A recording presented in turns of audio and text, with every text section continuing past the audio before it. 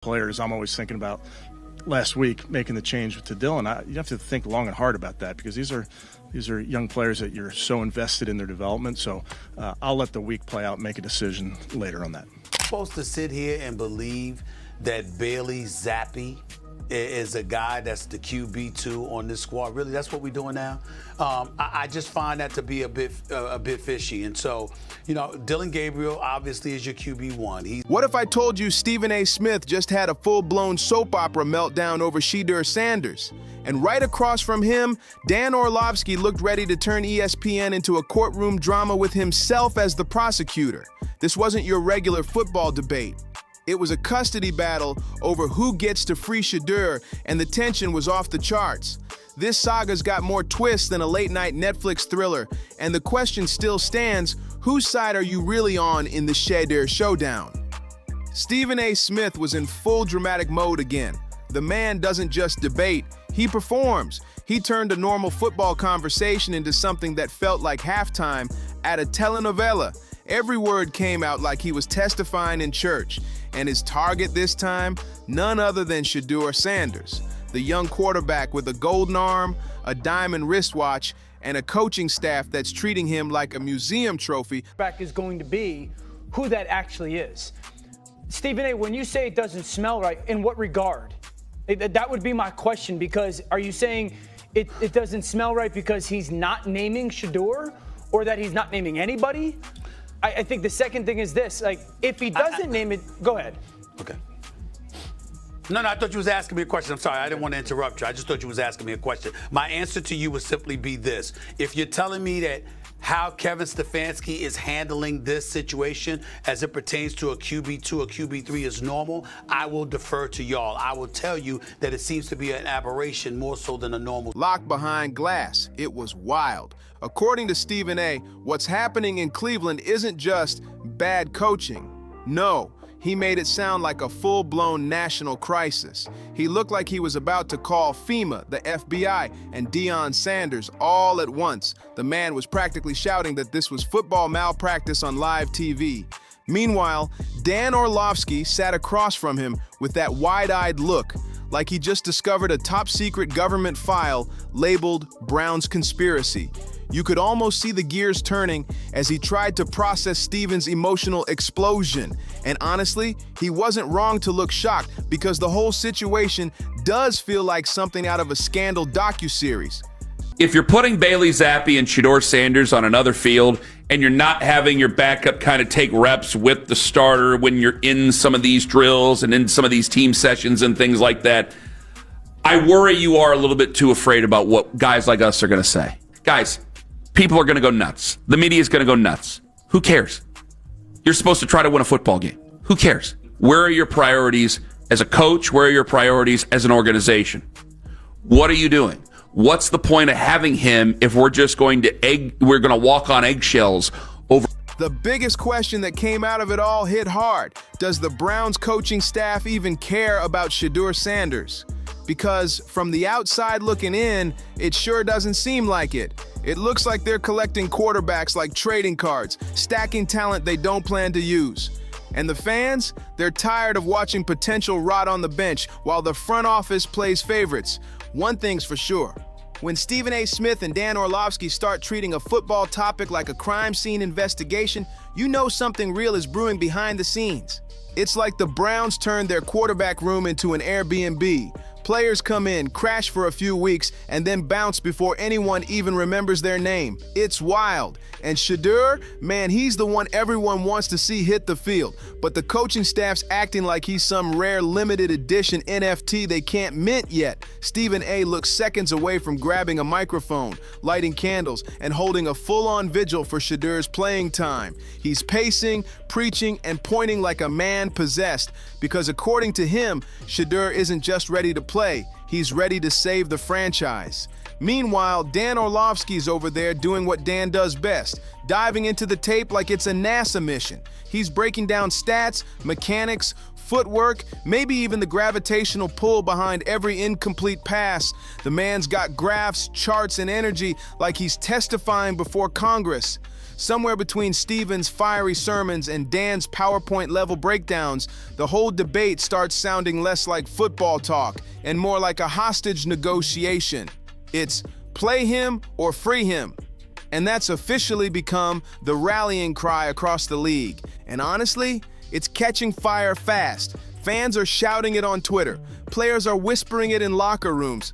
He just is. If Shedeur had started from the start, game 1 against Cincinnati at home, they would be the talk of the NFL right now because I look at the fourth quarter yesterday, they go 0 for 4 on third down because Dylan was playing not to lose. Don't throw it to them, don't put it on the ground. And he did a great job of that. But on one of those third downs, you have to try to make a play to win the football game. And trust me, no matter what Stefanski called, Shedeur would try to win the football game because it's how he was raised. You're going to make a play because you were born to make a play. Everyone knows this kid didn't leave college domination just to collect splinters on the sideline. Shedeur Sanders was brought in to lead, not to be some emergency break glass if needed option. The Browns are treating him like an umbrella you only grab when it rains, and that's exactly why Stephen A. is losing his mind on live TV. He's practically shouting through the camera, how can an entire coaching staff look at that arm, that poise, and that confidence and still say, nah, we're good? You can almost hear the dramatic soundtrack swelling behind him, violins, thunder, maybe even church bells.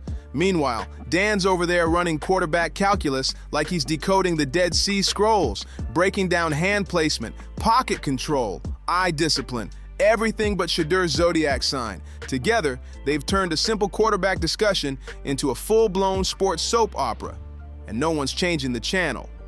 Underneath all the shouting, stats, and ESPN chaos, there's a real truth hiding in plain sight. Shedeur Sanders might just be too good to ignore for much longer. The Browns keep recycling the same old story. Next season will be different. But here they are again, sitting on a potential franchise savior while pretending everything's fine. It's painful to watch, like seeing someone starve while sitting right next to a 5-star buffet. The principle involved here, where at least you acknowledge that by default, just by default, Flacco is now gone, Kenny Pickett's now gone, just by default, Shedeur moved up a slot. Yeah, if you want to call him second, you could say that. He's second on the depth chart. I guarantee you Bailey Zappi is now, and they're not putting it up on the website depth chart, but Bailey Zappi's second on the depth chart. I guarantee he'll dress at Pittsburgh and he will be second in command at that position. And this is Kevin Stefanski showing you once and for all, I didn't want to draft him. I don't like his attitude. I don't like his presence on social media. And above all, if you want to know the truth about Kevin Stefanski, he fears his father. The whole thing feels like a meeting of quarterbacks anonymous. The Browns can't commit to anyone. They're that one friend who swears they're not ready for a relationship, but somehow ends up dating every quarterback in the division. One week it's a draft pick, the next it's a bench warmer, then suddenly a backup gets a turn. And when the season record crashes, everyone acts shocked like it wasn't obvious from day one. It's a whole cycle of confusion wrapped in a press conference. And Stephen A., his frustration makes perfect sense. He's seen this movie way too many times. The one where raw talent gets wasted, coaches overthink every move, and fans start losing their sanity before mid-season. You can practically hear him yelling, "How many times are we gonna do this?" His voice is cracking, his hands are flying, and the emotion's real, because he knows the Browns might be sitting on the future and too scared to use it. Meanwhile, Dan Orlovsky's got his laptop open like he's presenting to NASA. He's running film, stats, and throwing percentages like he's about to launch Shedeur's arm into orbit. He's comparing college accuracy to pro-level efficiency, pulling charts that look like rocket trajectories. The man's fully in data scientist mode. Do that. Mina pointed out last week accurately so. He had a better performance in the preseason than Shedeur Sanders did. I get that part. Shedeur Sanders played well, albeit against Carolina. Obviously, another game in the preseason, not so much. And I get that part too. And of course, I get the fact that he's practicing with the team every day, so the coach knows.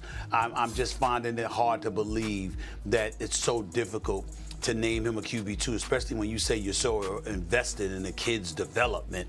Well, Dillon Gabriel, even though he's played far significantly more in college, like 64 games in college over a 6-year period, I get that part.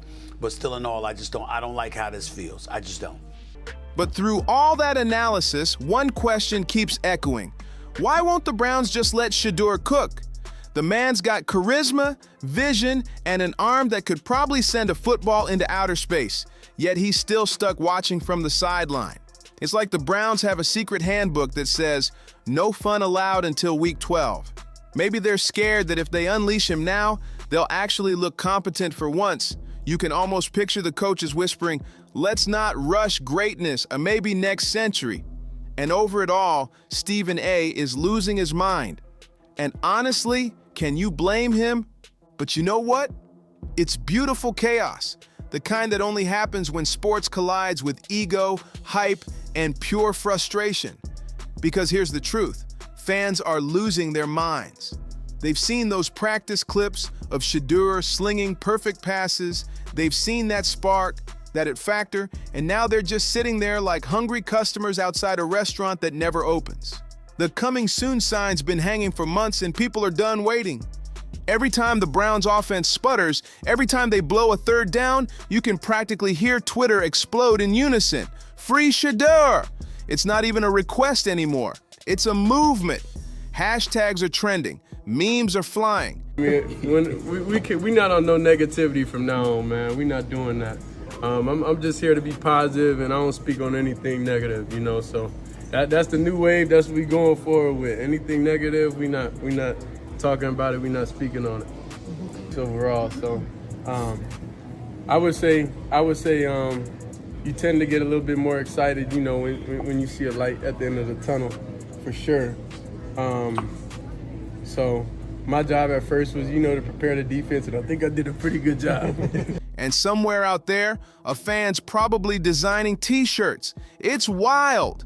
But the funniest part, the Browns keep pretending it's all part of some genius plan, you know. The same plan that's been going on for years and only produced stress, chaos, and shattered TV remotes. It's like the NFL's version of trust the process, except the process looks suspiciously like confusion on repeat. Meanwhile, Dan Orlovsky's out here breaking it all down with surgical precision. He's pointing out Shedeur's quick reads, clean mechanics, pocket composure, and how the man scans the field like he's reading a map in 4K. According to Dan, he's not just ready, he's built for this system. NFL minds, and I know that, but just giving my opinion, you know, you ever heard of the smell test, that something just don't smell right? Mm-hmm. That's just how I feel. Like, you know, when Joe Flacco got demoted, y'all, I was like, okay, you know, he should be the QB3, because why would you bench him and then leave him as the QB2 when you're elevating Dillon Gabriel to the QB1 and Shedeur Sanders is right there starving and waiting for an opportunity? But you can see him holding back, carefully choosing every word, because he knows the second he fully agrees with Stephen A., the internet's gonna explode, and that's what makes this whole saga so iconic. It's not even a football debate anymore. It's a full-blown therapy session for every frustrated Browns fan in America. Stephen's shouting from the heart, Dan's whispering from the brain, and both are absolutely right. The emotions, the logic, the tension, it's sports TV gold, and everyone watching can't get enough. Because seriously, do the Browns coaching staff even care about Shedeur Sanders? Or are they just treating him like some "we'll call you if we need you" option, collecting dust on the sidelines? From where everyone's sitting, it looks like they're wasting both time and talent. And at this point, the whole quarterback situation feels like a sitcom that's been renewed for way too many seasons. Same story, different faces, zero results. Every year there's a new chosen one, but nothing actually changes. The Browns quarterback timeline looks like a sad Netflix recommendations page. Stefanski and not naming him QB2. You know, I'm not objective about this, but this was hitting bottom yesterday. This is all-time shameful on the part of Kevin Stefanski. This was Kevin Stefanski pretty much declaring public war on Shedeur, or at least Cold War on Shedeur, because he won't even speak Shedeur's name in these interview sessions. It's like Parcells when T.O. was there. He wouldn't even call his name. He just called him the player. Remember that? And this is degenerated into every time he's asked about Shedeur, he just plays dodgeball. All similar, none memorable. It's like deja vu with worse ratings every season. And now imagine being Shedeur in the middle of all this chaos, coming from a college career where he was the guy, the main character, the walking headline, only to land in a franchise that's treating him like a background extra in his own story. That's insane. He's got the arm, the charisma, the confidence, and the star power to light up a stadium. But somehow, he's still sitting behind experience. Experience in doing what exactly? Losing? That's where Stephen A's fire makes perfect sense, because he's watched this same movie too many times. The Browns find a generational talent, start building some hype, and then somehow manage to fumble the bag before halftime. It's like they're allergic to stability. The moment things start looking good, they panic and hit self-destruct.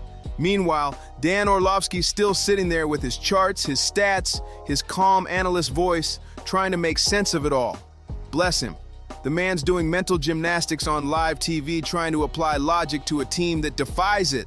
But that's the thing about the Browns. They're like the inception of football teams. The deeper you go, the less sense it makes.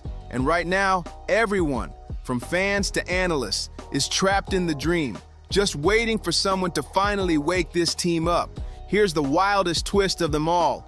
Stephen A. Smith and Dan Orlovsky actually agree for once. It's a miracle. Usually these two go at it like it's a heavyweight championship match. Round after round, no mercy. But this time, Shedeur Sanders has somehow united them. One's emotional, the other's tactical, but both are screaming the same message in their own way. Play. The kid. And the fans couldn't agree more.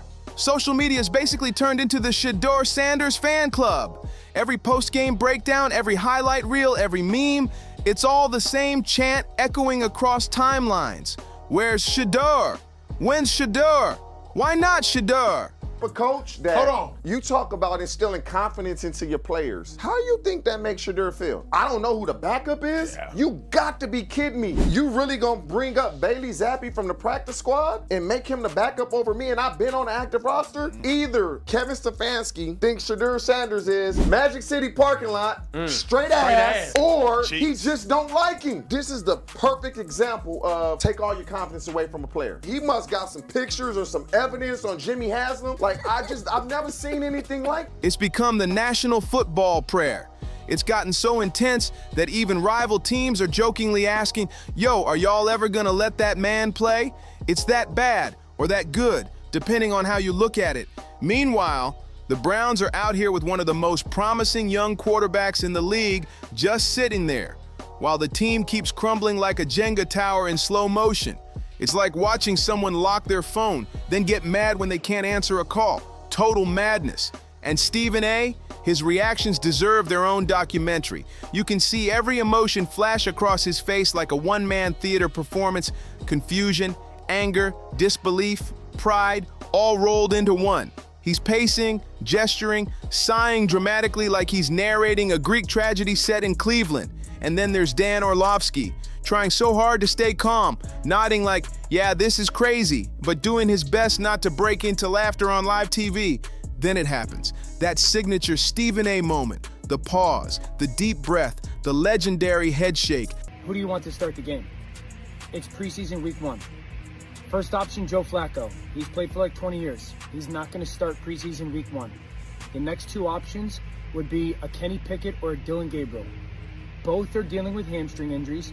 Neither has practiced a ton recently. If they've done anything, I believe it's been 7-on-7. Who do you want to start the game? The next 2 options are Shedeur and Snoop Huntley. Shedeur's been there. Snoop Huntley just got there. The long sigh that says it all without words. That look that screams, only the Browns could make this complicated. It's perfect. It's painful. It's pure Stephen A. theater. By now, the Free Shedeur movement isn't just a fan chant. It's a movement, a rally cry, a protest slogan. There's probably merch in the works as we speak. Fans are fed up. Analysts are losing patience, and Shedeur himself is probably sitting on the sideline polishing his helmet like, Do I need to win a raffle to get in the game? If the Browns don't wake up soon, this whole saga is gonna explode. And when it does, not even Stephen A will have enough adjectives left to describe it. The Browns coaching staff is officially out of excuses. Play the man or risk becoming the next viral meme in sports history. And here's the kicker, the clock's ticking fast. This isn't just about one player anymore. It's about accountability, vision, and the Browns' eternal curse of overthinking. You've got a quarterback who's ready, willing, and built for this moment, yet the team's too busy second-guessing to even notice. It's wild. Stephen A and Dan went off for a reason. And honestly, can you blame them? They're just saying what every frustrated fan has been too polite to scream. If you've got Shedeur Sanders, use him. A chicken scream and be mad you didn't put Shedeur in. You got to do what you got to do. Like, you can't do that. And when I'm hearing that they're over there throwing the practice squad guys, like, what? No, if you want to make him the backup quarterback, make him the damn backup quarterback and get him ready in case of emergency. For the love of God, let's stop tippy-toeing around this thing and stop giving guys like us way more power than we deserve to have. You shouldn't care. It's week 6 for... Don't stash him away like a secret weapon you're too scared to deploy. Because if they don't wake up soon, this season's not just gonna flop, it's gonna become another late-night punchline. The question is simple. What happens when you treat a star like a spare part? You get chaos. The fans revolt, the analysts rage, and somewhere out there, Deion Sanders starts making phone calls with that "I told you so" tone in his voice. You can practically see it unfolding. Cleveland, once again, standing in its own way, while the rest of the football world shakes its head in disbelief.